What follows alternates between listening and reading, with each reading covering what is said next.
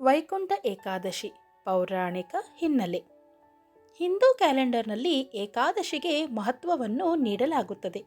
ತಿಂಗಳಿನಲ್ಲಿ ಬರುವ ಪ್ರತಿ ಏಕಾದಶಿಗೂ ಬೇರೆ ಬೇರೆ ಹೆಸರುಗಳಿವೆ.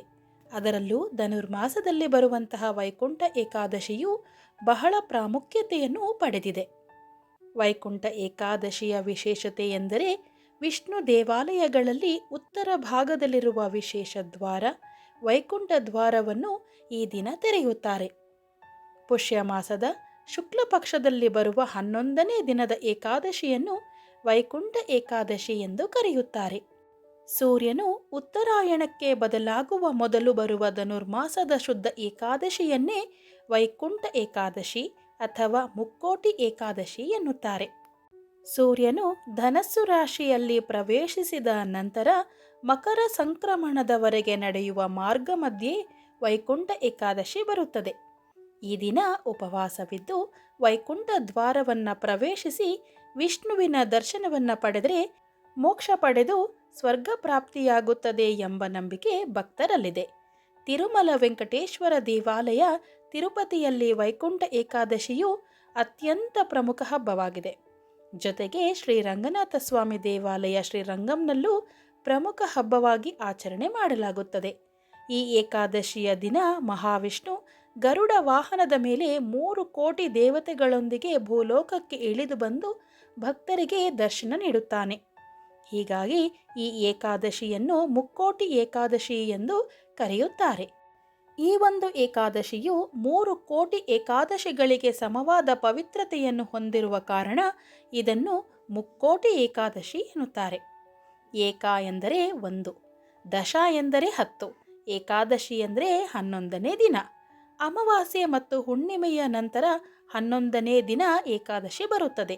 ಅಂದರೆ ಒಂದು ಮಾಸದಲ್ಲಿ 2 ಏಕಾದಶಿ ಬರುತ್ತದೆ. ಪುಷ್ಯ ಮಾಸದಲ್ಲಿ ಬರುವ ಶುಕ್ಲ ಪಕ್ಷದ ವೈಕುಂಠ ಏಕಾದಶಿಯನ್ನು ಪುತ್ರದ ಏಕಾದಶಿ ಎಂದೂ ಕರೆಯುತ್ತಾರೆ. ಪುತ್ರದ ಏಕಾದಶಿಯ ಹಿಂದೆ ಭವಿಷ್ಯೋತ್ತರ ಪುರಾಣದಲ್ಲಿ ಕಥೆಯೊಂದಿದೆ. ಹಿಂದೆ ಭದ್ರಾವತಿ ಎಂಬ ಪಟ್ಟಣದಲ್ಲಿ ಸುಕೇತಮಾನ್ ಎಂಬ ರಾಜನಿದ್ದನು. ಅವನ ಪತ್ನಿ ಶೈಬ್ಯ. ಇವರಿಗೆ ಸಂತಾನ ಭಾಗ್ಯವಿಲ್ಲದೆ ತುಂಬ ದುಃಖಿತರಾಗಿ ಕಾಲ ಕಳೆಯುತ್ತಿದ್ದರು. ಎಲ್ಲ ಪೂಜೆ ಪುನಸ್ಕಾರ ವ್ರತಗಳನ್ನು ಮಾಡಿದರೂ ಸಂತಾನ ಯೋಗ ಪ್ರಾಪ್ತಿಯಾಗಿರಲಿಲ್ಲ. ಇದೇ ಕೊರಗಿನಿಂದ ರಾಜ ಹಾಗೂ ಅವನ ಪತ್ನಿಯು ರಾಜ್ಯವನ್ನು ತ್ಯಾಗ ಮಾಡಿ ಕಾಡಿಗೆ ಹೊರಟರು.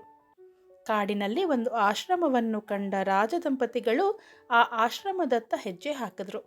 ಅಲ್ಲಿ 11 ಜನ ಋಷಿಗಳನ್ನು ಕಂಡು ನಮಸ್ಕಾರವನ್ನು ಸಲ್ಲಿಸಿ, ನೀವೆಲ್ಲ ಯಾರು, ಯಾಕೆ ಈ ಕಾಡಿಗೆ ಬಂದಿದ್ದೀರಿ ಎಂದು ರಾಜನು ಋಷಿಗಳನ್ನು ಪ್ರಶ್ನಿಸಿದನು. ಆಗ ಆ ಋಷಿಗಳು, ನಾವೆಲ್ಲ ವಿಶ್ವೇ ದೇವತೆಗಳು. ಪುಷ್ಯ ಮಾಸದ ಶುಕ್ಲ ಪಕ್ಷದಲ್ಲಿ ಬರುವ ಏಕಾದಶಿಯನ್ನು ಭೂಲೋಕದಲ್ಲಿ ಆಚರಿಸುವುದರಿಂದ ಒಳ್ಳೆಯ ಸಂತಾನವನ್ನು ಭಗವಂತನು ದಯಪಾಲಿಸುತ್ತಾನೆ ಎಂದು ಆಚರಣೆಯ ಉದ್ದೇಶವನ್ನು ರಾಜನಿಗೆ ತಿಳಿಸಿದನು. ಆಗ ರಾಜನು ಪುತ್ರದ ಏಕಾದಶಿಯ ಆಚರಣೆಯನ್ನು ನಿಮ್ಮ ಸನ್ನಿಧಾನದಲ್ಲಿ ಮಾಡುತ್ತೇನೆ ಎಂದು ಋಷಿಮುನಿಗಳನ್ನು ಪ್ರಾರ್ಥಿಸುತ್ತಾನೆ. ಅದಕ್ಕೆ ವಿಶ್ವ ದೇವತೆಗಳು ಒಪ್ಪಿದಾಗ ರಾಜನು ಋಷಿಗಳ ಸಮ್ಮುಖದಲ್ಲೇ ಪೂಜೆಯನ್ನು ಮಾಡಿ ಮರಳಿ ರಾಜ್ಯಕ್ಕೆ ಹೊರಡುತ್ತಾನೆ. ಪುತ್ರದ ಏಕಾದಶಿಯ ಫಲದಿಂದ ರಾಜನು ಶೀಘ್ರದಲ್ಲೇ ಪುತ್ರ ಸಂತಾನವನ್ನು ಪಡೆಯುತ್ತಾನೆ. ಮುಂದೆ ಇದೇ ಮಗನು ದೊಡ್ಡವನಾಗಿ ತಂದೆ ತಾಯಿ ಹಿರಿಯರಿಗೆ ಹಾಗೂ ಭಗವಂತನಲ್ಲಿ ಭಕ್ತಿ ಗೌರವವನ್ನು ಇರಿಸಿಕೊಂಡು ರಾಜ್ಯವನ್ನು ಆಳಿದನು.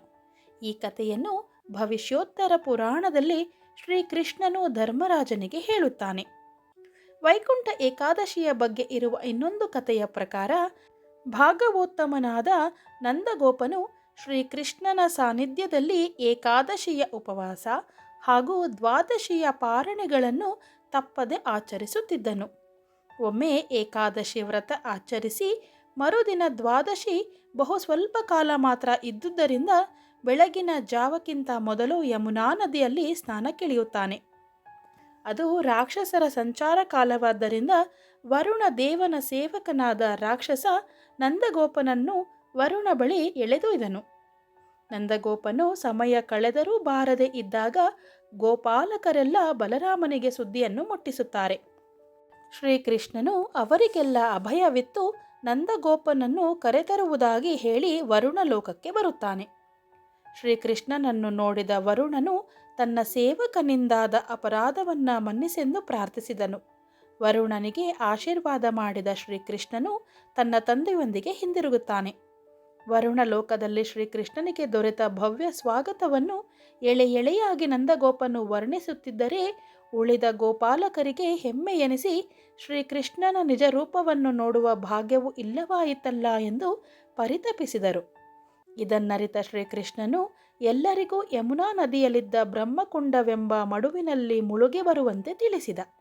ಹೀಗೆ ಕೃಷ್ಣನ ಮಾತನ್ನು ಪಾಲಿಸಿದ ಗೋಪಾಲಕರ ಕಣ್ಣಿಗೆ ವೈಕುಂಠವು ಕಾಣಿಸಿ ತೃಪ್ತಿಯನ್ನು ನೀಡಿತು. ಶ್ರೀಕೃಷ್ಣನೇ ಪರದೈವವೆಂಬ ನಂಬಿಕೆ ಅವರಲ್ಲಿ ಸ್ಥಿರವಾಯಿತು. ಹಾಗಾಗಿ ಈ ಕಾರಣಕ್ಕೆ ವೈಕುಂಠ ಏಕಾದಶಿ ಎಂದು ಕರೆಯಲಾಯಿತೆಂದು ನಂಬಲಾಗುತ್ತದೆ. ಪೌರಾಣಿಕ ಹಿನ್ನೆಲೆಯ ಪ್ರಕಾರ ಸಮುದ್ರ ಮಥನದ ಸಮಯದಲ್ಲಿ ಈ ದಿನದಂದೇ ಅಮೃತವು ಉಕ್ಕಿ ಬಂದು ದೇವತೆಗಳಿಗೆ ಹಂಚಲ್ಪಟ್ಟಿತು ಎಂದು ಹೇಳಲಾಗುತ್ತದೆ. ಹಾಗಾಗಿ ಈ ದಿನವನ್ನು ಬಹಳ ಶುಭ ದಿನವೆಂದು ಹೇಳಲಾಗುತ್ತದೆ.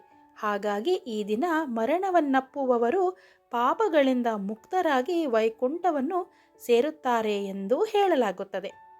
ಹಾಗಾಗಿಯೇ ಮಹಾಭಾರತ ಯುದ್ಧದ ಸಮಯದಲ್ಲಿ ಶರಶಯ್ಯೆಯಲ್ಲಿ ಮಲಗಿದ್ದ ಭೀಷ್ಮನು ಕೊನೆಯ ಉಸಿರನ್ನು ಇಟ್ಟುಕೊಂಡು ಈ ದಿನಕ್ಕಾಗಿಯೇ ಕಾಯುತ್ತಿದ್ದನೆಂಬ ನಂಬಿಕೆ ಇದೆ. ಪದ್ಮಪುರಾಣದ ಪ್ರಕಾರ ಮುರನೆಂಬ ರಾಕ್ಷಸ ದೇವತೆಗಳಿಗೆ ಬಹಳ ತೊಂದರೆಯನ್ನು ನೀಡುತ್ತಿದ್ದನು. ಮುರನ ಉಪಟಳವನ್ನು ತಾಳಲಾರದೆ ದೇವತೆಗಳು ಶಿವನ ಮೊರೆ ಹೋಗುತ್ತಾರೆ. ಶಿವನು ವಿಷ್ಣುವನ್ನು ಪ್ರಾರ್ಥಿಸುವಂತೆ ದೇವತೆಗಳಿಗೆ ಹೇಳುತ್ತಾನೆ. ಹೀಗೆ ವಿಷ್ಣು ಹಾಗೂ ಮುರಾಸುರನ ಮಧ್ಯೆ ಯುದ್ಧ ನಡೆಯುತ್ತದೆ. ಮುರಾಸುರನ ವಧೆಗೆ ಆಯುಧವೊಂದರ ಅಗತ್ಯವಿದೆ ಎಂದು ಅರಿತ ವಿಷ್ಣುವು ಆಯುಧವನ್ನು ನಿರ್ಮಿಸಲು ಹಾಗೂ ವಿಶ್ರಾಂತಿಗಾಗಿ ಬದರಿಕಾಶ್ರಮದಲ್ಲಿನ ಹೇಮಾವತಿ ಎಂಬ ಗುಹೆಯಲ್ಲಿ ಬಂದು ಮಲಗುತ್ತಾನೆ. ನಿದ್ದೆಯಲ್ಲಿದ್ದಂಥ ವಿಷ್ಣುವನ್ನು ಮುರಾಸುರನು ಕೊಲ್ಲಲು ಯತ್ನಿಸಿದಾಗ ವಿಷ್ಣುವಿನ ದೇಹದಿಂದ ಹೊರಹೊಮ್ಮಿದ ಸ್ತ್ರೀ ಶಕ್ತಿಯು ದೃಷ್ಟಿಯಿಂದಲೇ ಮುರಾಸುರನನ್ನು ಸುಟ್ಟು ಹಾಕುತ್ತಾಳೆ.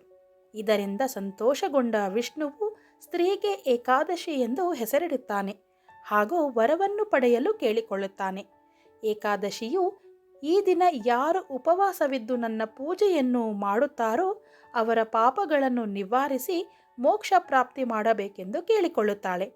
ಹಾಗಾಗಿ ಮಹಾವಿಷ್ಣುವು ಈ ದಿನ ಉಪವಾಸವನ್ನು ಮಾಡಿ ಏಕಾದಶಿಯನ್ನು ಪೂಜೆ ಮಾಡುತ್ತಾರೋ ಅವರು ನೇರವಾಗಿ ವೈಕುಂಠವನ್ನು ಪ್ರವೇಶಿಸುತ್ತಾರೆ ಎಂಬ ವರವನ್ನು ನೀಡುತ್ತಾನೆ. ವಿಷ್ಣು ಪುರಾಣದ ಪ್ರಕಾರ ವಿಷ್ಣುವಿಗೆ ವಿರುದ್ಧವಾಗಿದ್ದ ಇಬ್ಬರು ರಾಕ್ಷಸರಿಗಾಗಿ ವಿಷ್ಣುವು ವೈಕುಂಠ ದ್ವಾರವನ್ನು ತೆರೆಯುತ್ತಾನೆ.